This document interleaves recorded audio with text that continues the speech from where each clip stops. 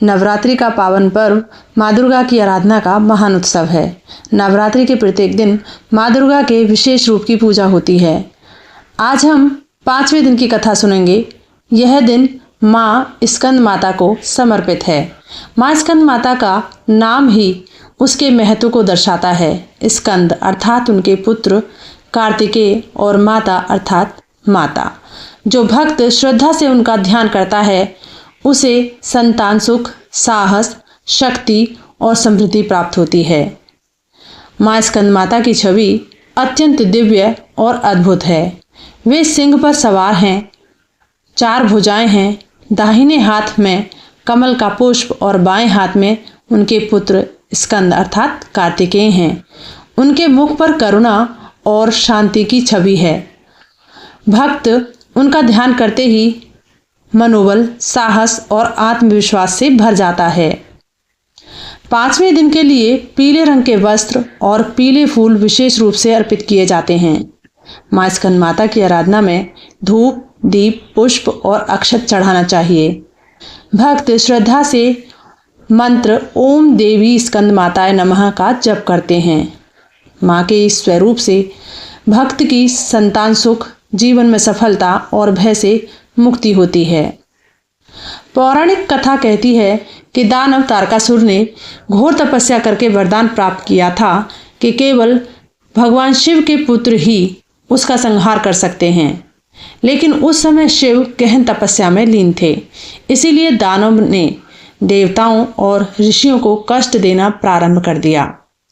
देवताओं ने भगवान ब्रह्मा और देवी पार्वती से प्रार्थना की कि इस संकट के समय देवी ने माँ स्कंद माता का रूप धारण किया और अपने पुत्र कार्तिकेय को जन्म दिया। कार्तिकेय बाल रूप में भी अद्भुत वीर और पराक्रमी थे। माँ स्कंद माता सिंह पर सवार होकर अपने पुत्र को लिए असुरों के विनाश हेतु चल पड़ी। दानव तारकासुर के अत्याचारों से विश्व को मुक्त करने के लिए माँ और कार्तिकेय ने मिलकर अद्भुत पराक्रम दिखाया। माँ स्कंद माता की कृपा से कार्तिकेय बड़ा होकर देवताओं का सेनापति बना और तारकासुर का वध किया। इसीलिए कहते हैं जो भक्त माँ स्कंद माता की पूजा करता है वह साहस, विजय और संतान सुख प्राप्त करता है।